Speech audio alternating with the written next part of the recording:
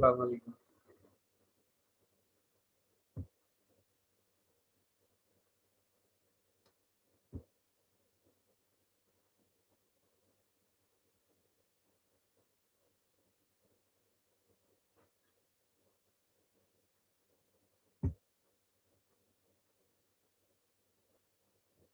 Abdul Mannan. Abdul mannan.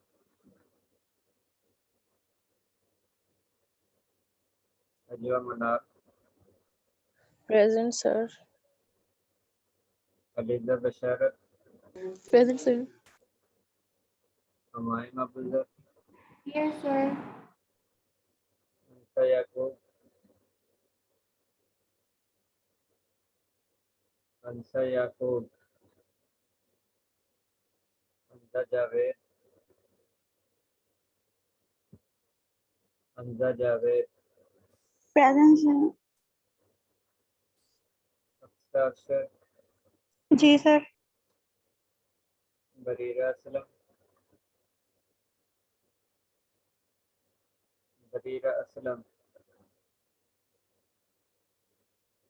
दुआ कंबर। फिजा बीबी। Present, sir. Adiya Zainab. Present, sir. Javeria Javed. Present, sir. Khadija Hafeez. Present, sir. हिंदा Faqir. Yes, sir. Taneez Fatima.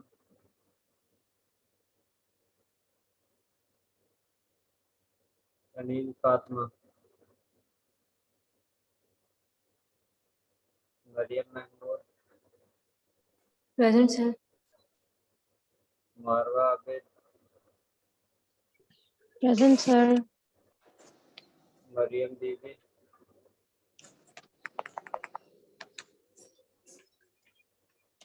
Maryam बीबी।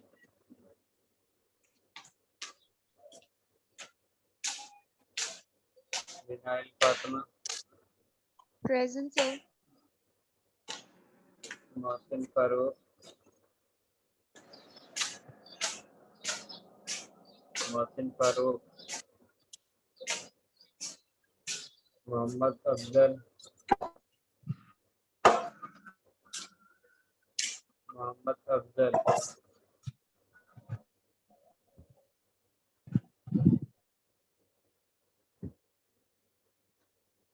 Mohammad Hasnain. Present, sir. Mohammad Rizwan. Mohammad Rizwan. Mohammad Hashir. Mohammad Hashir. Mohammad Saad. Mohammad Saad. Mohammad Usman Tayyab. Present, sir. Muzayyan. Muzayyan. Nadeem Hassan. Present, sir. Nimra Khalil. Present, sir. Nimra Siddique. Nimra Siddique. Noor. Present, sir. Usama. Usama. रमला मजहर। Present, sir. Nida Zainab.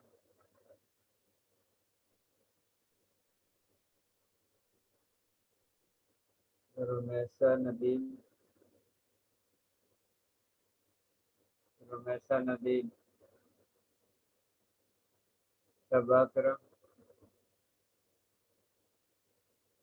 सबा अकरम। समीउल्लाह वासी। Present, sir. Sana Asghar. सना Asghar, Soha Shahzad, Present, sir. Syed आन रजा, Present. तस्कीन, तस्कीन, जैनब, जैनब राही। जी वो student hand raise कर दें जो जिनके attendance से नहीं हुई, जिन्होंने लेट ज्वाइन किया। सर मोहसिन फारूक मलिक, मेरी अटेंडेंस मिस हो गई थी।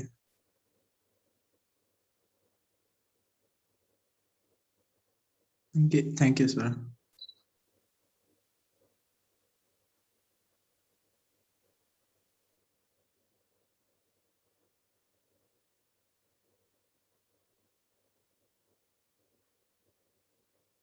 जैनब हो गई आपकी अटेंडेंस? इसके अलावा तो कोई स्टूडेंट नहीं है?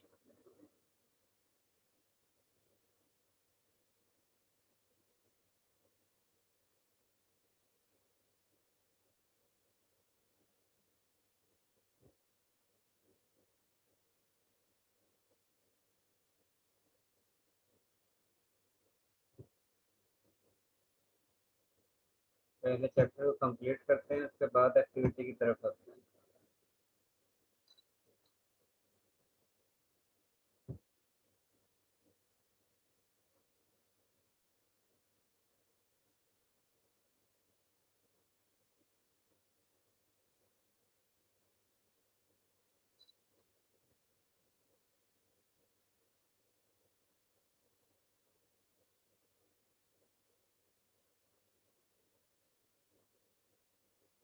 पेज चेंज हमने पढ़ लिया था।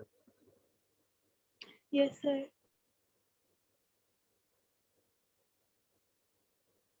ये डायग्राम पढ़ी थी या नहीं? No, sir.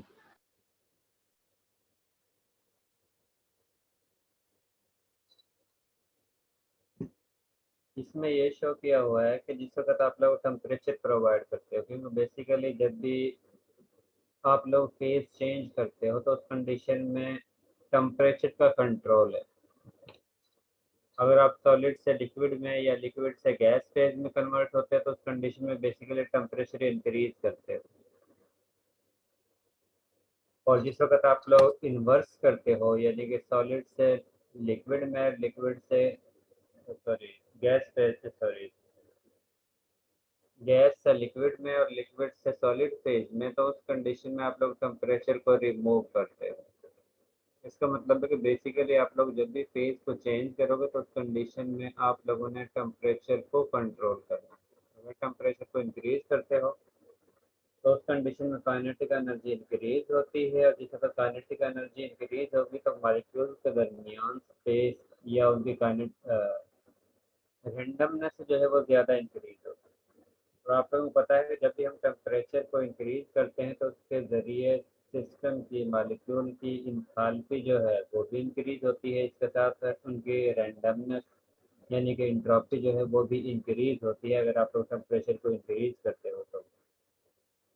अगर टेम्परेचर को लो करते हो तो कंडीशन में ये दोनों ही इन्वर्स केस होते हैं, यानी कि इंथैल्पी जो है वो भी नेगेटिव फॉर्म में होगी और इंट्रोपी जो है वो भी नेगेटिव फॉर्म में होगी। यहाँ पर एक एग्जांपल दी हुई है आइस की, जिसमें अगर आप लोग टेम्परेचर लेस देन 0 करते हो तो उस कंडीशन में वाटर जो है वो सॉलिड फेज में आइस की फेज में एग्जिस्ट करता है। इसके बाद अगर आप लोग टेम्परेचर को एडजस्ट करते हो 0 डिग्री सेल्सियस पर, तो उस कंडीशन में सॉलिड फेज से लिक्विड फेज में आइस कन्वर्ट होना शुरू होती है। और उस टेम्परेचर को जिस टेम्परेचर पर सॉलिड मटेरियल लिक्विड फेज में कन्वर्ट होना स्टार्ट होता है उसको हम उसका मेल्टिंग पॉइंट कहते हैं। उसके बाद ये वो रीजन है जिस दौरान आप लोग टेम्परेचर को इंक्रीज करते हो तो उस कंडीशन में लिक्विड फॉर्म जो है यानी कि सॉलिड से लिक्विड फेज में मॉलिक्यूल कन्वर्ट हो रहे होते हैं। मेल्टिंग पॉइंट इनिशियल पॉइंट होता है जिस वक्त टेम्परेचर या एक फेज दूसरे फेज में कन्वर्ट होना स्टार्ट होता है, वो कम्प्लीटली कन्वर्ट नहीं होता है, लेकिन ये रेंज वो है जिस दौरान कंटिन्यूसली बाकी जो मॉलिक्यूल हैं वो भी गैस फेज से सॉलिड फेज से लिक्विड फेज में कन्वर्ट कर रहे होते हैं। कि इस दौरान जितना भी आप लोग टेम्परेचर प्रोवाइड करते हो तो उस कंडीशन में मॉलिक्यूल्स एनर्जी को, टेम्परेचर को, जस्ट काइनेटिक एनर्जी को इंक्रीज करने के लिए ऑब्जर्व कर रहे होते हैं। लेकिन उसके बाद अगर आप लोग टेम्परेचर को राइज करते हो तो उस कंडीशन में मॉलिक्यूल जो है लिक्विड फेज में कन्वर्ट हो जाते हैं, और उसके बाद जितनी भी आप लोग टेम्परेचर प्रोवाइड करोगे तो उस कंडीशन में लिक्विड मॉलिक्यूल की काइनेटिक एनर्जी जो है वो इंक्रीज होगी।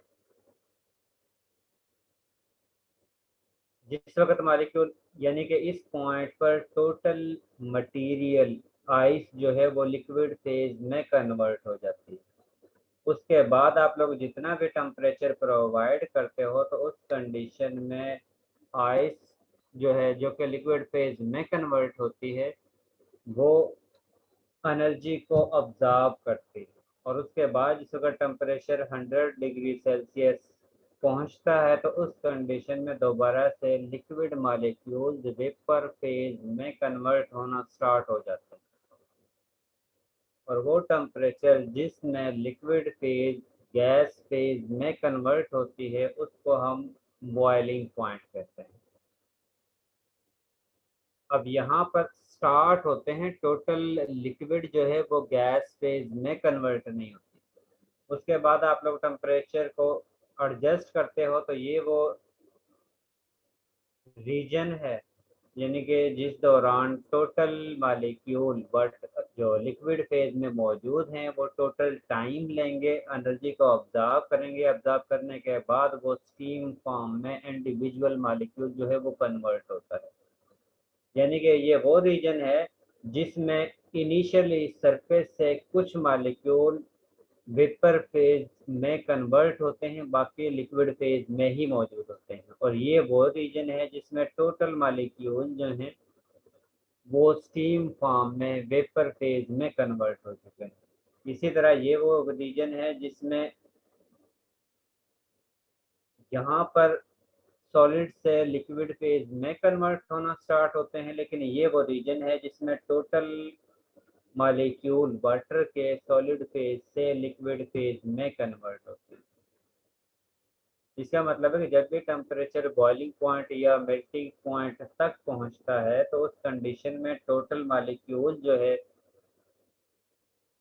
सॉलिड से लिक्विड में कन्वर्ट नहीं होता है। उसके बाद कुछ टाइम कंज्यूम होता है जिस वक्त टोटल मॉलिक्यूल जो है वो एनर्जी को गेन करते हैं, और उसके बाद ही वो एक फेज से दूसरे फेज में कन्वर्ट होते हैं।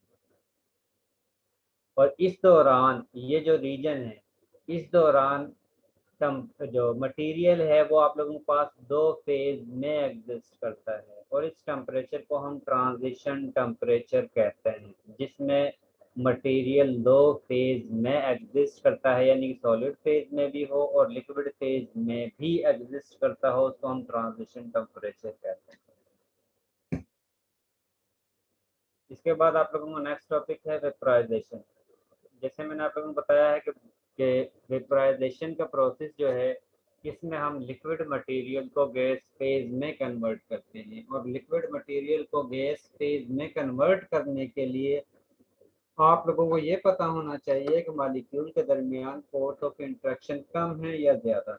अगर फोर्स ऑफ इंट्रैक्शन ज़्यादा होंगी इसका मतलब है कि मॉलिक्यूल एक दूसरे के ज़्यादा टाइटली अटैच होंगे, और उस कंडीशन में आप लोगों को लिक्विड फेज से वेपर फेज में कन्वर्ट करने के लिए ज़्यादा टेम्परेचर प्रोवाइड करना पड़ेगा।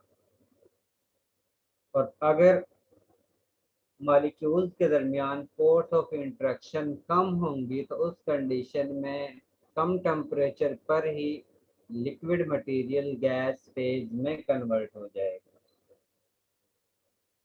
और इसी बेस पर हम लिक्विड मटेरियल को वोलेटाइल और नॉन वोलेटाइल कंपाउंड या मटेरियल में डिवाइड करते हैं। नॉन वोलेटाइल जो है वो वाले मॉलिक्यूल होते हैं जिनके दरमियान फोर्स ऑफ इंट्रैक्शन ज़्यादा होती है, जो रूम टेम्परेचर पर लिक्विड फेज में ही एग्जिस्ट करते हैं, वेपर फेज में कन्वर्ट नहीं होते। लेकिन वोलेटाइल वो वाले कंपाउंड होते हैं जो रूम टेम्परेचर पर ही गैस फेज में कन्वर्ट हो जाते हैं, जिनके दरमियान फोर्स ऑफ इंट्रैक्शन जो है वो कम होती है।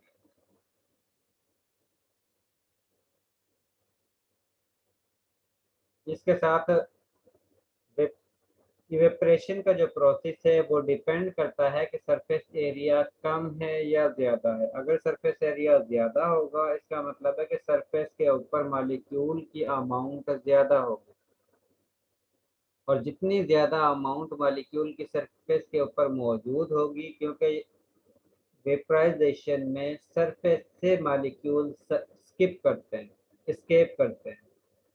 इसका मतलब है कि अगर ज़्यादा अमाउंट में सरफेस के ऊपर मॉलिक्यूल मौजूद होंगे तो ज़्यादा ही मॉलिक्यूल लिक्विड फेज से गैस फेज में कन्वर्ट होंगे, और अगर सरफेस पर कम मॉलिक्यूल होंगे तो इसका मतलब है कम ही मॉलिक्यूल लिक्विड फेज से गैस फेज में कन्वर्ट होंगे। इसलिए हम कह सकते हैं कि सरफेस एरिया जो है वो कंट्रोल कर सकता है लिक्विड फेज को गैस फेज में कन्वर्ट करने के अमल को। अगर सरफेस एरिया ज़्यादा है तो उस कंडीशन में ज़्यादा अब मॉलिक्यूल ही लिक्विड फेज से गैस फेज में कन्वर्ट होंगे, और अगर सरफेस एरिया कम है तो उस कंडीशन में कम मॉलिक्यूल ही लिक्विड फेज से गैस फेज में कन्वर्ट होंगे। इसके इन्वर्स जो है उसको हम कंडेंसेशन कहते हैं, यानी कि गैस फेज से लिक्विड फेज में कन्वर्ट होने के अमल को हम कंडेंसेशन कहते हैं। और इसमें हम मॉलिक्यूल की एनर्जी को रिमूव करते हैं। वेपराइजेशन में हम काइनेटिक एनर्जी को इंक्रीज करते हैं मॉलिक्यूल को बाय प्रोवाइडिंग द टेम्परेचर, और कंडेंसेशन में मॉलिक्यूल की काइनेटिक एनर्जी को हम कम करते हैं, क्योंकि जितनी काइनेटिक एनर्जी कम होगी उस कंडीशन में मॉलिक्यूल के दरमियान इंट्रैक्शन उतनी ही ज़्यादा होगी, और जितनी इंट्रैक्शन ज़्यादा होगी उस कंडीशन में मॉलिक्यूल एक दूसरे के साथ अटैच होंगे, और जिस वक्त मॉलिक्यूल एक दूसरे के साथ अटैच होंगे तो उस कंडीशन में ही मॉलिक्यूल गैस फेज से लिक्विड फेज में कन्वर्ट होंगे।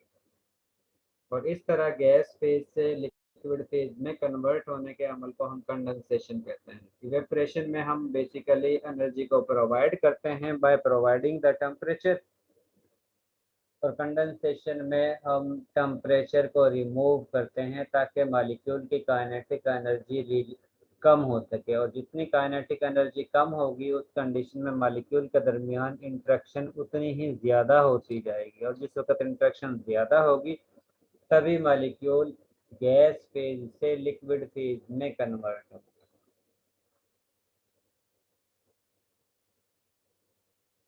अब इन दोनों में डिफरेंस क्या है? इवेपरेशन और कंडेंसेशन में डिफरेंस क्या है? इवेपरेशन में हम लिक्विड को गैस फेज में कन्वर्ट करते हैं, लेकिन कंडेंसेशन में हम गैस फेज को लिक्विड में कन्वर्ट करते हैं। इसका मतलब है दोनों ही एक दूसरे के अपोजिट प्रोसेस है। एक जो है, अगर आप लोग ओपन वेसल में रिएक्शन को करते हैं, वेपराइजेशन का प्रोसेस जो है अगर ओपन वेसल में होगा तो उस कंडीशन में मॉलिक्यूल्स गैस फेज में कन्वर्ट होंगे, लेकिन आप लोग उनको कंडेंस करके लिक्विड फेज में कन्वर्ट नहीं कर सकते। इसके लिए ज़रूरी है कि आप लोग रिएक्शन को क्लोज्ड वेसल के अंदर परफॉर्म करो। अगर ओपन वेसल में होगा तो आप लोग मॉलिक्यूल को करीब लेकर नहीं आ सकते, उनकी काइनेटिक एनर्जी को रिमूव नहीं कर सकते, क्योंकि वो तो इन्वायरमेंट में पेनिट्रेट कर जाते हैं। अगर आप लोग रिएक्शन को जिसमें आप लोगों ने वेपराइजेशन का प्रोसेस किया है उसको अगर आप लोग क्लोज्ड वेसल में करते हो तो उस कंडीशन में ही आप लोग मॉलिक्यूल को गैस फेज से दोबारा से लिक्विड फेज में कन्वर्ट कर सकते हो। इवेपरेशन का प्रोसेस जो है वो स्पीड में होता है, और कंडेंसेशन का प्रोसेस स्टार्टिंग में स्लो होता है, क्योंकि आप लोगों के पास मोस्टली अमाउंट जो है वो लिक्विड फेज में होती है। लिक्विड फेज में से आप लोगों ने उसको गैस फेज में कन्वर्ट करना होता है। और आप लोगों को पता है कि जब भी आप लोग इवेपोरेशन का प्रोसेस करते हो तो उस कंडीशन में स्मॉल मॉलिक्यूल लिक्विड के गैस फेज में कन्वर्ट होते हैं। अब गैस फेज में कम मॉलिक्यूल हैं, इसका मतलब है कि उनका आपस में कोलिजन करने के चांस भी कम होंगे, और जिस वक्त कोलिजन करने के चांस कम होंगे तो इसका मतलब है कि वो लिक्विड फेज में कम रेट के साथ कन्वर्ट होंगे। इसीलिए हम कहते हैं कि जिस वक्त इवेपोरेशन और कंडेंसेशन को हम कंपेयर करते हैं तो इवेपोरेशन का प्रोसेस जो है कंडेंसेशन के निस्बत ज़्यादा फास्ट होता है स्टार्टिंग में, लेकिन कंडेंसेशन का प्रोसेस जितना आप लोग टेम्परेचर इंक्रीज करते जाते हो उसके साथ कंडेंसेशन का प्रोसेस जो है वो भी इंक्रीज होना शुरू हो जाता है, क्योंकि लिक्विड के मॉलिक्यूल जो हैं वो गैस फेज में कन्वर्ट होंगे, और जिस वक्त गैस फेज में कन्वर्ट होंगे तो उस कंडीशन में ही वो लिक्विड फेज में कन्वर्ट होंगे। और अगर आप लोग इस तरह कंपेयर करते हो कि इवेपोरेशन और कंडेंसेशन का टेम्परेचर के साथ क्या रिलेशन है, तो हम ये कहेंगे कि टेम्परेचर के साथ इवेपोरेशन का डायरेक्ट रिलेशन है, यानी कि अगर टेम्परेचर को इंक्रीज करते हो तो उस कंडीशन में इवेपोरेशन का प्रोसेस जो है वो भी इंक्रीज होगा। और कंडेंसेशन के साथ टेम्परेचर का इन्वर्स रिलेशन है, अगर आप लोग टेम्परेचर इंक्रीज करते हो तो कंडेंसेशन का प्रोसेस जो है वो डिक्रीज होगा, और अगर आप लोग टेम्परेचर को लो करते हो तो उस कंडीशन में कंडेंसेशन का प्रोसेस जो है वो फास्ट होगा। इंटरमॉलिक्यूलर फोर्सेस जो हैं वो इवेपोरेशन और कंडेंसेशन दोनों को कंट्रोल करती है।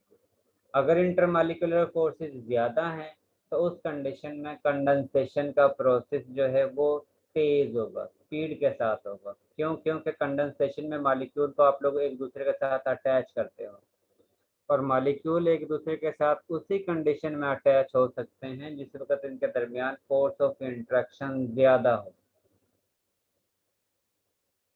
इसका मतलब है कि अगर फोर्स ऑफ इंट्रैक्शन ज़्यादा होंगे तो कंडेंसेशन का अमल भी ज़्यादा होगा, और अगर फोर्स ऑफ इंट्रैक्शन कम होंगी तो उस कंडीशन में कंडेंसेशन का अमल कम होगा।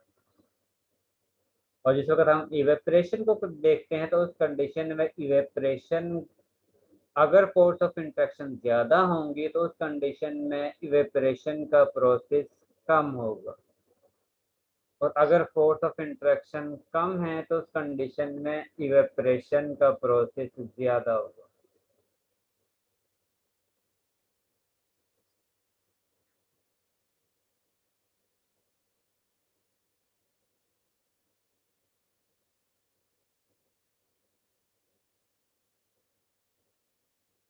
इसके साथ वेपराइजेशन में आप लोग टेम्परेचर प्रोवाइड करते हो, इसीलिए हम इसको एंडोथर्मिक प्रोसेस कहते हैं, और कंडेंसेशन में हम एनर्जी को रिमूव करते हैं, इसीलिए उसको हम एक्सोथर्मिक रिएक्शन कहते हैं।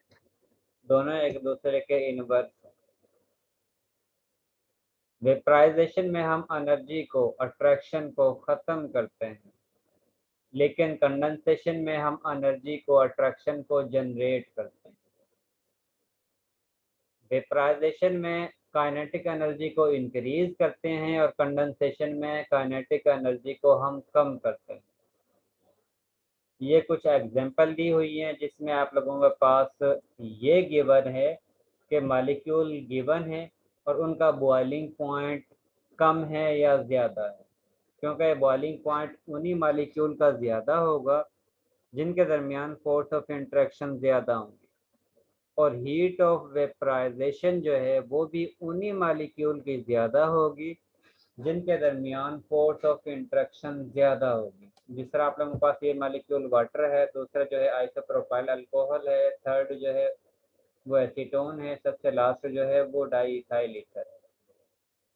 अब सबसे ज़्यादा स्ट्रॉन्ग इंटरमॉलिक्यूलर फोर्सेस जो है वो वाटर में होती हैं, इसी वजह से इसका बॉइलिंग पॉइंट सबसे ज़्यादा है, और इंटरमॉलिक्यूलर फोर्सेस ज़्यादा होने की वजह से इसका हीट ऑफ वेपराइजेशन जो है वो भी सबसे ज़्यादा है, उसकी वैल्यू जो है वो भी सबसे ज़्यादा है।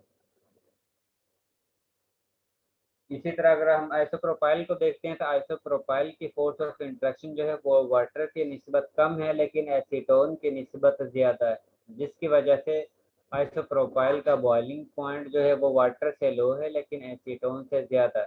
और इसी तरह हीट ऑफ वेपराइजेशन जो रिक्वायर होती है लिक्विड फेज को गैस फेज में कन्वर्ट करने के लिए, वो वैल्यू भी वाटर से कम है लेकिन एसीटोन से ज़्यादा है। इसी तरह एसीटोन के दरमियान फोर्स ऑफ इंट्रैक्शन जो है वो आइसोप्रोपाइल अल्कोहल और वाटर से कम है लेकिन डाई इथाइल ईथर से ज़्यादा है। इसी वजह से इसके बॉइलिंग पॉइंट जो है वो वाटर और आइसोप्रोपाइल अल्कोहल से कम है लेकिन डाई इथाइल ईथर से ज़्यादा है। और इसी वजह से इसकी हीट ऑफ वेपराइजेशन की वैल्यू भी वाटर और आइसोप्रोपाइल अल्कोहल से कम है लेकिन डाई इथाइल ईथर से ज़्यादा है। और सबसे कम जो है वो डाई इथाइल ईथर की है क्योंकि उसके दरमियान फोर्स ऑफ इंट्रैक्शन सबसे कम है। दोनों की एनर्जी जो है, अगर आप लोग देखते हो हीट ऑफ वेपराइजेशन या हीट ऑफ कंडेंसेशन, दोनों की वैल्यू सेम होती है लेकिन दोनों पर साइन जो है वो अपोजिट होता है। जितनी एनर्जी आप लोग वेपराइजेशन के लिए यूज़ करते हो उतनी ही एनर्जी आप लोगों ने रिमूव करनी होती है उस वक्त जिस वक्त मॉलिक्यूल को आप लोगों ने कंडेंस करना है, गैस फेज से लिक्विड फेज में कन्वर्ट करना। तो उस कंडीशन में आप लोगों ने वही एनर्जी जो है रिमूव करनी होती है। ये न्यूमेरिकल है, ये आप लोगों ने नहीं करना। इसके बाद आप लोगों ने ये पढ़ा था कि आपके पास सॉलिड जो है वो दो फेज में होते हैं, एक को हम इमार्फस सॉलिड कहते हैं, दूसरे को हम क्रिस्टलाइन सॉलिड कहते हैं। इमार्फस सॉलिड में मॉलिक्यूल एक स्पेसिफिक ऑर्डर के साथ इमार्फस में मॉलिक्यूल जो हैं वो स्पेसिफिक ऑर्डर में अटैच नहीं होते, लेकिन क्रिस्टलाइन सॉलिड में मॉलिक्यूल जो हैं वो एक स्पेसिफिक ऑर्डर के साथ अटैच होते हैं। क्रिस्टलाइन सॉलिड को हम फर्दर 4 टाइप्स में डिवाइड करते हैं। सबसे पहली टाइप जो है वो आयोनिक सॉलिड है। आयोनिक सॉलिड वो सॉलिड मटेरियल होते हैं जिनके दरमियान आयोनिक बॉन्ड होता है, जिनके दरमियान आयंस जो हैं वो एक दूसरे के साथ अटैच होकर एक जियोमेट्री बनाते हैं।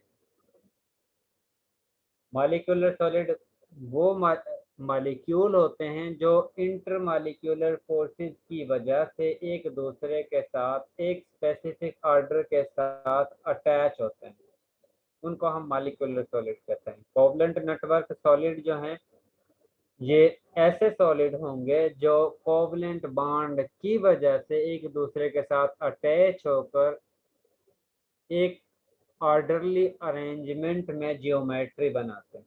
और सबसे लास्ट जो है वो मेटालिक सॉलिड है। मेटालिक सॉलिड में मेटल्स जो हैं वो एक दूसरे के साथ एक स्पेसिफिक पैटर्न में अटैच होकर मेटालिक बॉन्ड की बेस पर एक दूसरे के साथ अटैच होकर आयोनिक सॉलिड बनाते हैं। सबसे पहली जो है वो आयोनिक सॉलिड, इसकी एग्जांपल आप लोगों के पास सोडियम क्लोराइड की होती है। अब सोडियम क्लोराइड दोनों ही आयंस मौजूद हैं और वो दोनों आयन जो हैं वो एक दूसरे के साथ एक पैटर्न के साथ अटैच होते हैं। ऐसे सॉलिड को हम आयोनिक सॉलिड कहते हैं। अगर आप लोगों के पास सॉलिड जो है वो मॉलिक्यूल की फॉर्म में हो और वो मॉलिक्यूल एक दूसरे के साथ इंटर मॉलिक्यूलर फोर्सेस की वजह से एक जियोमेट्री तश्कील देते हैं तो उनको हम मॉलिक्यूलर सॉलिड कहते हैं। जिस तरह इसमें आप लोगों के पास एग्जांपल जो है वो आइस की आती है, क्योंकि आइस में मॉलिक्यूल मौजूद होते हैं और वो मॉलिक्यूल एक दूसरे के साथ हाइड्रोजन बॉन्डिंग की वजह से अटैच होते हैं। और जिस वक्त वो एक दूसरे के साथ अटैच होते हैं तो उस कंडीशन में मॉलिक्यूल एक ऑर्डर के साथ एक दूसरे मॉलिक्यूल के साथ अटैच होकर ये जो आप लोगों के पास जियोमेट्री नज़र आ रही है इसको बनाते हैं, जिसकी वजह से इनके दरमियान जो है वो कैविटी जनरेट हो जाती है, जिसकी वजह से आइस की डेंसिटी जो है वो वाटर से लो होती है। ये आप लोगों के पास कोवलेंट नेटवर्क सॉलिड है। कोवलेंट नेटवर्क सॉलिड ऐसे सॉलिड होते हैं जो कोवलेंट बॉन्ड की वजह से एक दूसरे के साथ अटैच होकर लार्ज साइज प्रोडक्ट या पॉलीमर जो है वो बनाते हैं। और इसकी एग्जांपल जो है आप लोगों के पास सिलिकॉन डाइऑक्साइड की। जिसमें आप लोगों के पास सिलिकॉन ऑक्सीजन अल्टरनेट जो बॉन्ड है वो मौजूद होता है। वो बॉन्ड एक दूसरे के साथ एक स्पेसिफिक ऑर्डर के साथ अटैच होता है, जिसके जरिए आप लोगों के पास ये ज्योमेट्री जो है वो हासिल होती है। ये जो इसके बाद लास्ट है मेटालिक सॉलिड। मेटालिक सॉलिड में मेटल्स जो हैं वो एक दूसरे के साथ स्पेसिफिक ऑर्डर के साथ मेटालिक बॉन्ड की वजह से एक दूसरे के साथ अटैच होती हैं, और इस कंडीशन में जो आप लोगों के पास सॉलिड बनता है उसको हम मेटालिक सॉलिड कहते हैं। आयनिक सॉलिड जो होता है उसके दरमियान फोर्स ऑफ इंटरेक्शन जो है वो आयन आयन के दरमियान होती है, और इसकी एग्जांपल जो है वो sodium chloride, potassium bromide, magnesium chloride वगैरह की। इसके बाद मॉलिक्यूलर सॉलिड में इंटरमॉलिक्यूलर फोर्सेज हैं, और वो इंटरमॉलिक्यूलर फोर्सेज कोई भी हो सकती है। डिस्पर्शन फोर्सेज भी हो सकती हैं, डाइपोल डाइपोल फोर्सेज भी हो सकती हैं, हाइड्रोजन बॉन्डिंग भी हो सकती है। और इसकी एग्जांपल जो है वो वाटर की है, ब्रोमीन की है, कार्बन डाइऑक्साइड गैस की है, और मीथेन गैस की। इसके बाद नेक्स्ट है कोवलेंट नेटवर्क। कोवलेंट नेटवर्क में कोवलेंट बॉन्ड की वजह से डिफरेंट पार्ट्स जो है वो एक दूसरे के साथ कनेक्टेड होते हैं, और इसकी एग्जांपल जो है आप लोगों के पास डायमंड की आती है, ग्रेफाइट की आती है, और सिलिकॉन डाइऑक्साइड की आती है।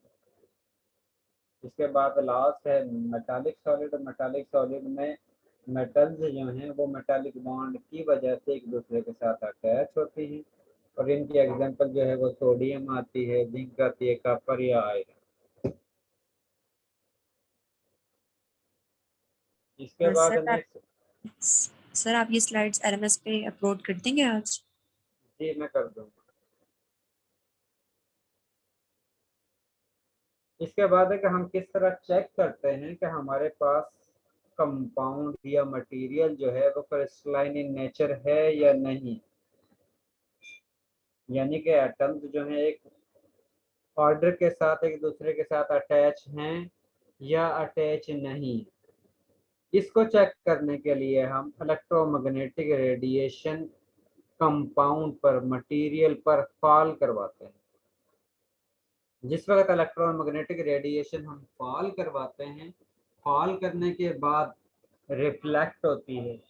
अब जिस वक्त ये रेडिएशन रिफ्लेक्ट होंगी, रिफ्लेक्सेशन के बाद रेडिएशन अगर कंस्ट्रक्टिव इंटरफेरेंस यानी कि ऐसी वेव्स प्रोड्यूस हों जिनके ट्रफ जो है एक दूसरे को ओवरलैप करती हो, और क्रस्ट और ट्रफ दोनों एक दूसरे को ओवरलैप करती हो, तो उस कंडीशन में आप लोगों के पास कंस्ट्रक्टिव इंटरफेरेंस होता है। उस कंडीशन में आप लोगों के पास रेजोनेंस होती है, और उस कंडीशन में आप लोगों के पास लार्ज एम्पलीट्यूड के वेवलेंथ हासिल होती है, जिसकी वजह से आप लोगों के पास सिग्नल हासिल होता है। क्योंकि बेसिकली हमें ये पता नहीं चलता कि ये अटैच है या नहीं है, हमारे पास सिग्नल प्रोड्यूस होते हैं, और उस सिग्नल की मदद से हम ये बता सकते हैं कि मॉलिक्यूल एक ऑर्डर के साथ अटैच हैं या नहीं। जिस रीजन में ये सिग्नल प्रोड्यूस नहीं होगा वहां पर डिस्ट्रक्टिव इंटरफेरेंस होगी। डिस्ट्रक्टिव इंटरफेरेंस का मतलब है कि मॉलिक्यूल की तरतीब सेम नहीं है, और उस कंडीशन में आप लोगों के पास कोई भी सिग्नल प्रोड्यूस नहीं होगा। अगर वेव्स इन फेज हों, यानी कि एक के क्रस्ट दूसरे की क्रस्ट पर ओवरलैप करती हो, और एक के ट्रफ दूसरे के ट्रफ पर ओवरलैप करती हो, तो उस कंडीशन में वेव जो है वो इन फेज होंगी, और उस कंडीशन में कंस्ट्रक्टिव इंटरफेरेंस होगा। जिस वक्त कंस्ट्रक्टिव इंटरफेरेंस होगा तो उस कंडीशन में ही आप लोगों के पास सिग्नल प्रोड्यूस होगा। और अगर आप लोगों के पास सिग्नल प्रोड्यूस होता है तो इसका मतलब है कि आप लोगों के पास मॉलिक्यूल जो है वो एक स्पेसिफिक ऑर्डर के साथ अटैच है, और अगर सिग्नल जो है वो ज्यादा, उसकी हाइट जो है वो ज्यादा है, इसका मतलब है कि ओवरलैपिंग ज्यादा है। और अगर सिग्नल कम है, सिग्नल की हाइट कम है, तो इसका मतलब है कि इन फेज कंप्लीट नहीं है, इन फेज है लेकिन कंप्लीट नहीं है, जिसकी वजह से आप लोग ये कह सकते हो कि मॉलिक्यूल के दरमियान ऑर्डर है लेकिन प्रॉपर ऑर्डर नहीं है। और अगर आप लोगों के पास सिग्नल प्रोड्यूस नहीं होता तो इसका मतलब है कि वेव जो हैं वो आउट ऑफ फेज हैं, और उस कंडीशन में वो एक दूसरे के अफेक्ट को कैंसिल कर रही हैं, जिसकी वजह से आप लोगों के पास कोई भी सिग्नल जो है वो प्रोड्यूस नहीं होता है। और ये वो मेथड है जिसके ज़रिए आप लोग मॉलिक्यूल की क्रिस्टलिनिटी के बारे में आइडेंटिफाई करते हो। तो आप लोग इलेक्ट्रोमैग्नेटिक रेडिएशन को फॉल करवाते हो, फॉल करने के बाद यहाँ पर एटम्स मौजूद होते हैं, उसके बाद एटम से टकराने के बाद रेडिएशन जो है वो रिफ्लेक्ट हो जाती है। इसी तरह एटम्स के दरमियान जो स्पेस होती है, कुछ रेडिएशन जो है उसमें से फॉल कर जाती हैं, उसमें से पास आउट हो जाती हैं, लेकिन सेकंड लेयर जो है उसके एटम से टकराती हैं, टकराने के बाद रिफ्लेक्ट होती है। अब जिस वक्त ये वाली जो वेव आपके पास प्रोड्यूस हो रही है, अगर ये कंस्ट्रक्टिव इंटरफेरेंस शो करेंगी तो इसका मतलब है कि आप लोगों के पास मॉलिक्यूल के अंदर क्रिस्टलिनिटी, और अगर आप लोगों के पास ये आउट ऑफ फेज होंगी वेव लेंथ, तो इसका मतलब है कि आप लोगों के पास मॉलिक्यूल ये वाले जो एटम्स हैं इनकी अरेंजमेंट स्पेसिफिक नहीं है, ऑर्डरली नहीं है, जिसकी वजह से आप लोगों के पास सिग्नल जो है वो प्रोड्यूस नहीं होता। और इसकी कंप्लीट डेरिवेशन है जिसको आप लोगों ने फिजिकल केमिस्ट्री में स्टडी करना है, और उसके जो जिस वक्त आप लोग इसकी टोटल कैलकुलेशन करते हो तो उसका रिजल्ट आप लोगों के पास ये इक्वेशन हासिल होती है, जिसको हम ब्रैग इक्वेशन कहते हैं, जिसके मुताबिक d जो है वो इक्वल होता है n lambda over 2d sine theta. और यहाँ पर अगर आप लोगों के पास थीटा यानी कि एंगल ये जो बना हुआ है जिस पर रेडिएशन जो है वो लाई कर रही है, उसकी वैल्यू गिवन हो, वेवलेंथ की वैल्यू गिवन हो, और लेयर्स की वैल्यू गिवन हो, तो आप लोग डिस्टेंस यानी कि इनके दरमियान दो लेयर के दरमियान जो डिस्टेंस है उसको आप लोग फाइंड आउट कर सकते हो। अगर आप लोगों के पास डी की वैल्यू गिवन हो, एंगल गिवन हो, और लैम्डा की वैल्यू गिवन हो, वेवलेंथ की वैल्यू गिवन हो, तो आप लोग एन की वैल्यू को फाइंड आउट कर सकते हो। और अगर आप लोगों के पास डी की वैल्यू गिवन हो, एन की वैल्यू गिवन हो, और लैम्डा की वैल्यू गिवन हो, तो आप लोग थीटा की वैल्यू फाइंड आउट कर सकते हो।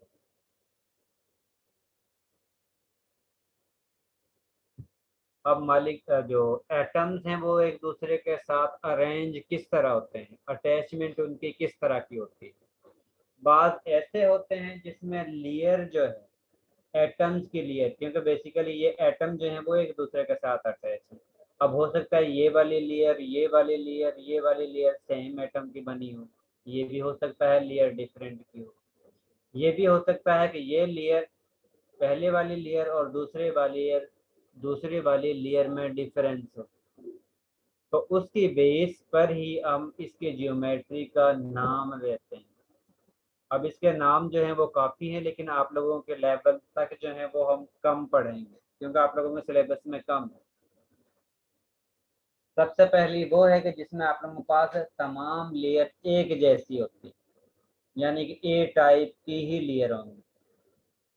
तो उस कंडीशन में जो आप लोगों के पास जियोमेट्री बनती है, यहाँ पर जो शो की हुई है वो है, उसको हम नाम देते हैं सिंपल क्यूबिक। ये वाली जो शेप है उसको हम सिंपल क्यूबिक का नाम देते हैं। इसके बाद क्यूबिक में ही अगर यहाँ पर कोई और लेयर हो, उसके बाद ये लेयर हो, फिर ये हो, फिर ये हो, जिस तरह ये आप लोगों के पास सेकंड पिक्चर में शो की हुई है। तो पहले ए लेयर है, उसके बाद ये बी लेयर है, उसके बाद फिर ए लेयर है, फिर बी लेयर है, फिर ए लेयर, दोनों की यानी कि स्पेसिफिक ऑर्डर के साथ अरेंजमेंट हो रही है।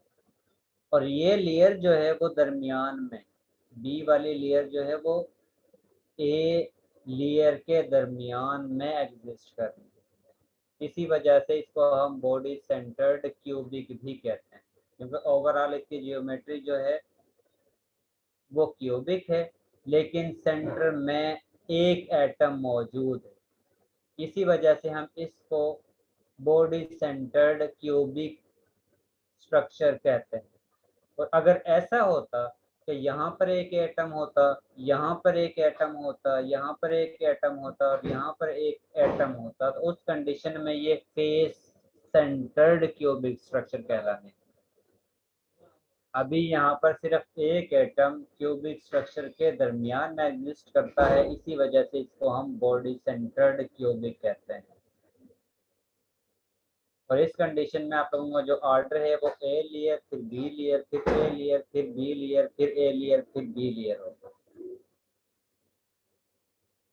इसके बाद यहाँ पर आप लोगों के पास एग्जांपल दी हुई है हेक्सागोनल।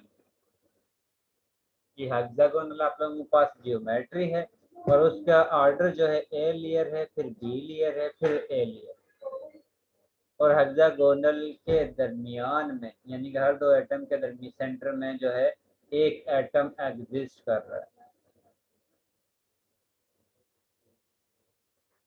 इस तरह भी हो सकता है कि आप लोगों के पास 3 लेयर हो। यहाँ पर अभी तक जो आप लोगों ने जो एग्जांपल पढ़ी है वो 2 लेयर की पढ़ी है। ये वाली जो एग्जांपल है इसमें आप लोगों के पास 3 लेयर, पहली वाली ए लेयर, उसके बाद ये सी लेयर है, उसके बाद ये बी लेयर है, उसके बाद ये ए लेयर, उसके बाद फिर दोबारा से आपके पास यहाँ पर सी लेयर होगी, फिर आप लोगों के पास बी लेयर होगी, उसके बाद फिर दोबारा से आपके पास ए लेयर। और इसी तरह कंटिन्यूअसली आप लोगों के पास ये एटम्स जो हैं इस ऑर्डर के साथ अटैच होंगे। अगर ये ऑर्डर कहीं से भी गड़बड़ करता है, कहीं से भी ये ऑर्डर इस ऑर्डर में ना हो, तो वहां से ही मॉलिक्यूल इमार्फस नेचर में कन्वर्ट हो जाएगा। क्योंकि ये कंपल्सरी नहीं होता, क्योंकि ये जो आपके पास इमार्फस मॉलिक्यूल होते हैं उसमें कुछ क्रिस्टलिनिटी भी मौजूद होती है और कहीं पर क्रिस्टलिनिटी मौजूद नहीं होती। यानी कि कहीं पर ये ऑर्डर के साथ होते हैं और कहीं पर ये ऑर्डर के साथ अटैच नहीं होते। आपके पास 2 तरह के क्रिस्टलाइन सॉलिड होते हैं, एक को हम कहते हैं सिंगल क्रिस्टल और दूसरे को हम कहते हैं पाउडर। सिंगल क्रिस्टल तो आप लोगों को सिंपल देखने से ही नजर आ जाते हैं कि ये आप लोगों के पास इन जो लेयर है उनमें एक स्पेसिफिक ऑर्डर है। और पाउडर के बारे में आप लोग एग्जैक्ट नहीं बता सकते, उसके लिए आप लोगों को कैरेक्टराइजेशन करवाना पड़ती है, जिसको हम XRD कहते हैं या पाउडर XRD कहते हैं। उसके जरिए आप लोगों के पास इधर आप लोगों के पास एंगल होता है, दूसरी साइड पर आप लोगों के पास लाइट यानी कि रेडिएशन है, जिसको आप लोग कॉल करवाते हो। और उस कंडीशन में आप लोगों के पास इस तरह के ग्राफ में पीक्स अपीयर होती है।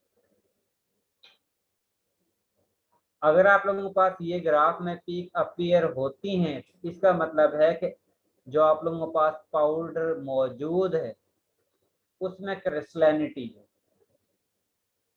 और क्रिस्टलिनिटी आप लोग ये जो पीक आप लोगों के पास अपीयर होती हैं इनकी बेस पर बताते हो। और ये वाला रीजन जहाँ पर आप लोगों के पास कोई भी पीक अपीयर नहीं होती, वहां पर आप लोग ये कहोगे यहाँ पर क्रिस्टलिनिटी नहीं। जितनी ये पीक ज्यादा होंगी इसका मतलब है कि मॉलिक्यूल में क्रिस्टलिनिटी उतनी ही ज्यादा है, और जितने इसमें पीक कम होंगी इसका मतलब है कि मॉलिक्यूल में क्रिस्टलिनिटी उतनी ही कम है। मॉलिक्यूल जो हैं उतने ही कम ऑर्डर के साथ अटैच हों। ये आप लोगों को जो अभी हमने टाइप्स पढ़ी हैं उनके बारे में बताया हुआ है। सिंपल क्यूबिक जो ज्योमेट्री है उसमें ए लेयर होती है और उसका ऑर्डर जो है a layer a layer a layer होता है। और इसमें कोऑर्डिनेशन नंबर 6 है। कोऑर्डिनेशन नंबर के बारे में आप लोगों ने इनऑर्गेनिक केमिस्ट्री पार्ट 1 में स्टडी करना है, किस तरह आप लोग कोऑर्डिनेशन नंबर को कैलकुलेट करते हैं।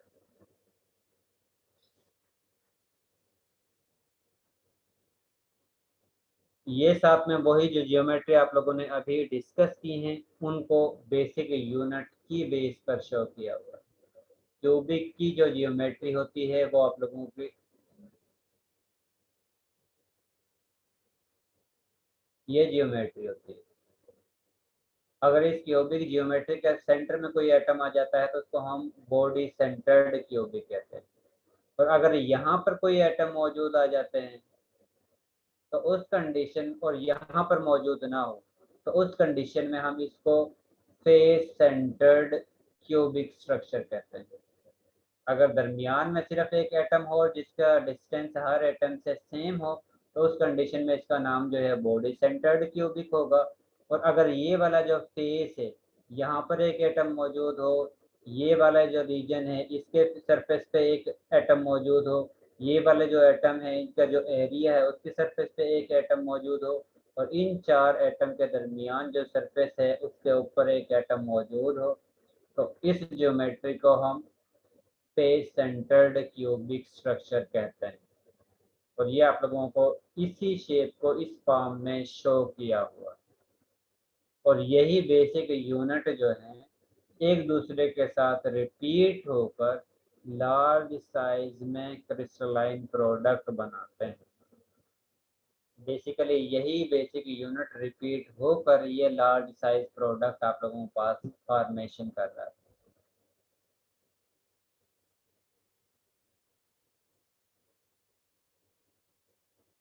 ये आप लोगों के पास वही ज्योमेट्री जो है 4 लेयर की जो थी उसको शो किया हुआ है।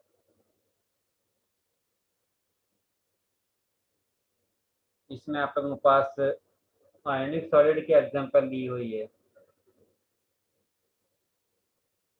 ये आयनिक सॉलिड की ही एग्जांपल है, और बस यहाँ तक आप लोगों ने करना है। इसके बाद वाला पोर्शन आप लोगों ने नहीं करना है इस चैप्टर में। जियोमेट्री तक आप लोगों ने, ये जो स्ट्रक्चर है यहाँ तक आप लोगों ने इस चैप्टर में से पढ़ना है। इसके बाद वाला जो एक टॉपिक है वो आप लोगों ने नहीं करना।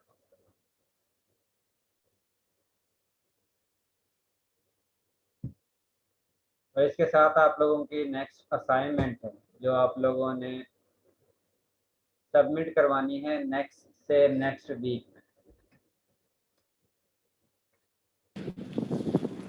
सर केमिस्ट्री लैब की भी है, आपने इसकी भी दे दी? केमिस्ट्री लैब की तो खत्म हो गई है यार, आप लोगों ने जमा ही नहीं करवाया। जो मंडे तक है ना? मंडे तक टाइम है सर। हाँ, तो इसका नेक्स्ट वीक से भी नेक्स्ट वीक तक है। तो सही है सर सर। हमारे मैग्नीफिसेंट के भी 4 असाइनमेंट्स दी हुई हैं, हमने ईद करें या ना करें? सर फायदा ईद का, छुट्टियां देने का कोई फायदा ही नहीं है सर, जब असाइनमेंट मसला ये है कि असेसमेंट भी तो पूरी करनी होती है। अदरवाइज उस्मान बताएं हम किस तरह आप लोगों का नंबर लगाएं, किस तरह मैनेज करें। मैं तो सिर्फ आप लोगों को ये एक ही दे रहा हूँ, और ये भी ईद के नेक्स्ट वीक जो है उसमें आप लोगों ने जमा करवानी है, ईद वाले वीक में नहीं करवानी। और ये असाइनमेंट छोटी है, लेंथी नहीं है। चलो ठीक है सर, देते हैं। ये असाइनमेंट आप लोगों की ज़्यादा लॉन्ग नहीं है, इसी वजह से कम दी है ताकि आप लोग आसानी से कर सको और आप लोगों की ईद का भी कोई इशू ना हो।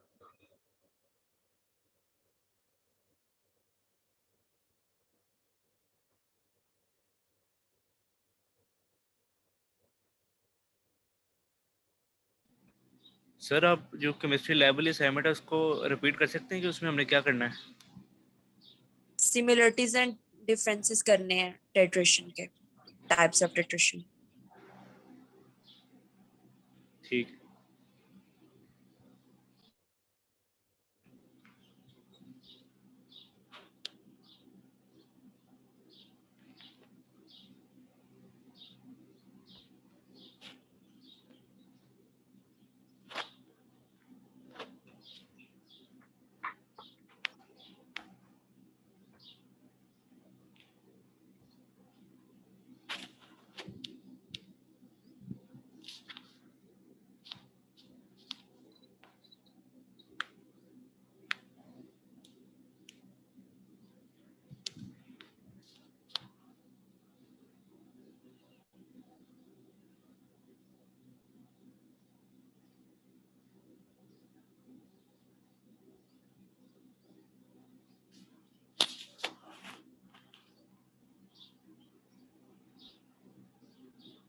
सर काफी है आप ये तो दो दो लाइन की है जैसे। सर, ये आपके लिए छोटी हैं। 1 2 3 4 5 हो गए हैं, छोटी लिख रहे हैं आप।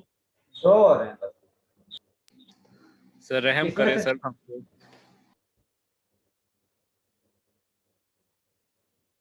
असल में ये है कि चैप्टर आप लोगों को ज्यादा है, इसमें से असाइनमेंट कोई भी नहीं है मिड की वजह से। तो हर जो टॉपिक है जिससे रिलेटेड आप लोगों को करवाया है, तो उससे रिलेटेड एक एक दो दो एग्जाम्पल साथ में दे रहा हूँ, ताकि आप लोगों की प्रैक्टिस हो जाए। सर ये अदरवाइज थ्योरी है आप ना, लोगों ने पढ़ा। सॉरी, कि थ्योरी बेस्ड है या न्यूमेरिकल बेस्ड है? ये थियरी ही है, सिंपल। जिस तरह अभी हमने पढ़ा है ना कि आयनिक सॉलिड होते हैं, कोवलेंट न्यूमेरिकल सॉलिड है होते सर। हैं, वो है। आप लोगों के पास एग्जाम्पल दी होंगी 4-5, उसमें से आप लोगों ने ये बता देना है कि ये इमार्फस सॉलिड है या आयनिक सॉलिड है या मॉलिक्यूलर सॉलिड है या कोवलेंट सॉलिड है, बस। ठीक है सर, ठीक है।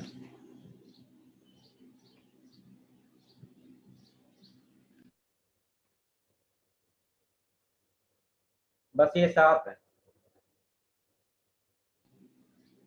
और टाइम कितना रखना है? सर इस अगले फ्राइडे से अगले फ्राइडे से अगले फ्राइडे का 21 मई का। तो फिर तो कोई इशू नहीं होगा। नहीं सर, बस ये अगला हफ्ता सर सुकून से गुजारने दें। चलें ठीक है। यस सर, शुक्रिया सर, बहुत अच्छे हैं सर आप। क्या डेट बनती है? सर 21।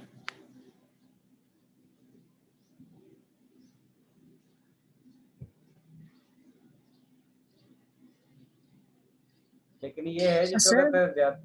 जी। सर आपसे पूछना है, कोई ईद के बाद यूनिवर्सिटीज खुलने का कोई प्लान है कि नहीं?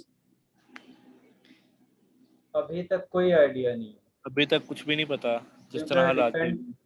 डिपेंड तो ये है कि गवर्नमेंट क्या अनाउंस करती है। सर अभी तो कल से लॉकडाउन हो रहा है ना, आज से, बल्कि इसी तरह कल से जो है वो मुकम्मल लॉकडाउन हो रहा है पंजाब में खास तौर पे।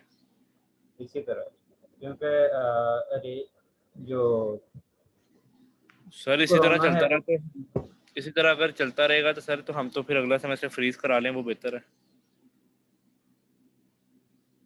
क्या हो गया उस्मान? सर मेरा कहने का मतलब है कि ऑनलाइन अगर सिस्टम चलता रहा ना, तो ऑनलाइन में क्योंकि सर इंटरेक्शन कोई नहीं है और ज़्यादा हम सही से पढ़ भी नहीं पाते, समझ भी नहीं चीज़ों की अच्छी आती, तो फिर बेहतर यही है ना कि 6 महीने जहाँ पे ऑनलाइन में भी इस तरह का ही हिसाब है ना, तो लेकिन सेमेस्टर उस्मान फ्रीज करा उसमें सकते फिर ये हो जाता है कि आपका सेमेस्टर यानी कि ईयर जो है 4 साल में, जो डिग्री होती है वो 5 साल में या 6 साल में फिर होती है। हैं। सर कोई नहीं, 6-7 महीने ज़्यादा लग जाएंगे, वही बात आ गई ना, ऑनलाइन में जब जब तक समझ नहीं आनी तो बात तो वही होगी। सर मसला तो हम ये आए हैं, उस्मान जी। ऑनलाइन पढ़ रहे हैं। सोहा, मसला तो ये है कि हर जगह पर यही सिस्टम है, कहीं पर भी ये सिस्टम नहीं है कि ऑन कैंपस हो। ऐसे ही है सर, ऐसे ही है। तो और चलो ये अब भी तो है कि हमारे माशाल्लाह स्टूडेंट इस तरह के हो गया है कि कॉलेज के खास तौर पे उनको, कॉलेजेस खुले हुए थे उनके, तो उन्होंने कंप्लेन कर दी जी हमारे कॉलेज क्यों खुले हुए हैं, वो आके यही उन्होंने कॉलेज बंद करा दिया। यही तो ज्यादा इशू हो रहा है, स्टूडेंट खुद ही जाकर कंप्लेन कर देते हैं कि भाई हाँ, ये बंद करें इस चीज को। पढ़ना कोई जी चाह नहीं रहा मरियम। सर।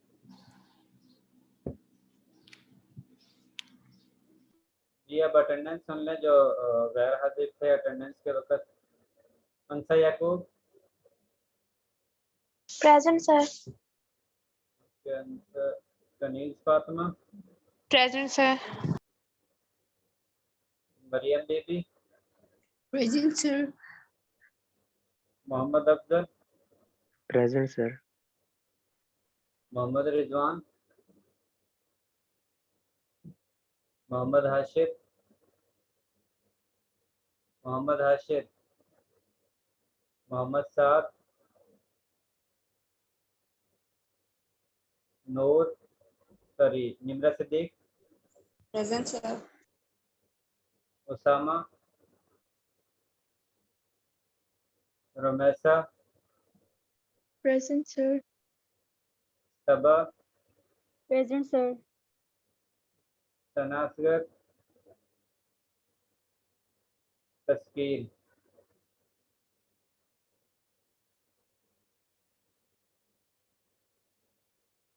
चलिए टाइम हो गया, अब आप लोग लीव कर सकते हो। सर हम मेरी तरफ से और पूरी क्लास की तरफ से सर आपको एडवांस ईद मुबारक। सर मुबारक। उस्मान ये बताओगे आपकी क्लास में से कोई ऐसा स्टूडेंट तो नहीं है जिसका वाइवा रहता हो? वाइवा सर मुझे आइडिया नहीं है सर, क्योंकि एक स्टूडेंट कह रहा था, मतलब आई थिंक मेरे ख्याल से मोहम्मद उसामा था शायद, या पिछली क्लास में उसने कहा था कि सर वाइवा मेरा रहता है, एक स्टूडेंट का रहता था शायद, सर मेरा मेरा ख्याल भी है। रहता है। ये अफजल जी सर। अफजल सर सर वो आपका ही इशू रहता है? जी सर वो इशू बना हुआ था, मैंने आपको इन्फॉर्म किया था कि जिसकी वजह से मैं नहीं दे पाया। कोई बात नहीं, हो जाएगा। मैं जस्ट ये पूछ रहा हूँ क्योंकि मैंने नंबर इसी वजह से अभी तक अपलोड नहीं किए हैं वाइवा के स्टूडेंट का वाइवा भी रहता है। अगर मैं नंबर अपलोड करता हूँ तो जिनका वाइवा नहीं हुआ उनका 0 मार्क्स लगता है, जी क्योंकि सर। जिस वक्त तक आपका वाइवा नहीं होगा उस वक्त तक नंबर नहीं लगेंगे। सर मैं आपको कल या परसों दे दूं? आज ही नहीं दोगे? सर आज मेरी प्रेजेंटेशन भी है और क्विज भी है इंग्लिश का चल एक। यार लेट ना करो, ये मैंने नंबर अपलोड भी करना है सर क्योंकि कल दे कल के बाद तो दूं? वैसे ही छुट्टी है।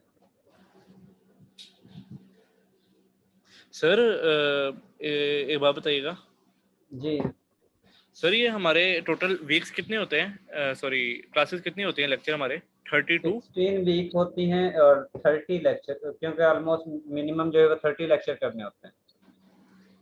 बस सर? हाँ 30 होते हैं एक सेमेस्टर में। सर फीस तो इतनी लेते हैं जैसे पता नहीं, और पढ़ाते हैं। 32 का मतलब है कि 4 महीने आप लोगों के लेक्चर हैं और 1 महीना आप लोगों का ये पेपरों का निकल जाता है। सही सही सही। 5 महीने हो जाते हैं ना, 6 महीने का सेमेस्टर होता है, नहीं बाकी तो एक। वो जी फीस अक्सर सर 1.5-2 महीने बाद आ जाती है ना, इस वजह से पूछ रहा था। सर नहीं मुझे आप नहीं, कल आप लोगों को टाइम का पता नहीं चलता है। सर अब तो जी बिल्कुल सर। नहीं चल रहा। चलें एक्सक्यूज मी सर। अफजल, मैं आपको लिंक फिर सेंड कर दूंगा और उस वक्त आपका वाइवा ले लो। सर मुझे टाइम बता दें, कल उस वक्त मैं रेडी रहूंगा इंशाल्लाह, तब ले लेंगे।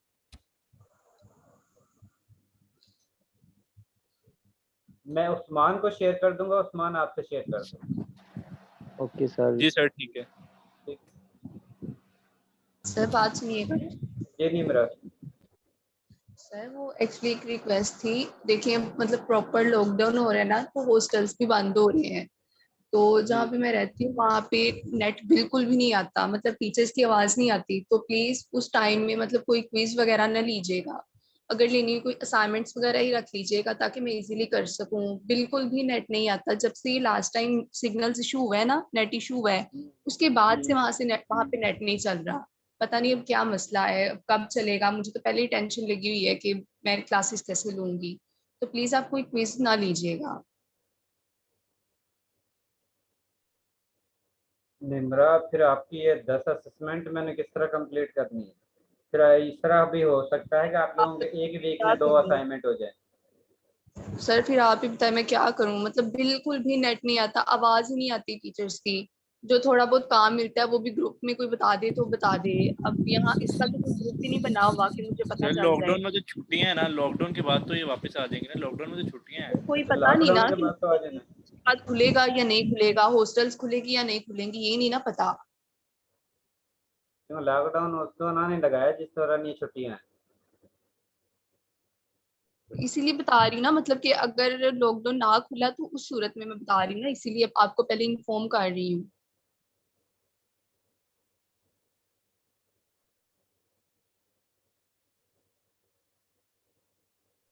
और सर ये यूनिवर्सिटी कब तक ओपन है? मतलब कि यूनिवर्सिटी तो सैटरडे तक ओपन है या आज बंद हो जानी है? आज बंद हो जानी है, आज से छुट्टियां शुरू हो। Okay sir, thank you. Allah हाफिज़।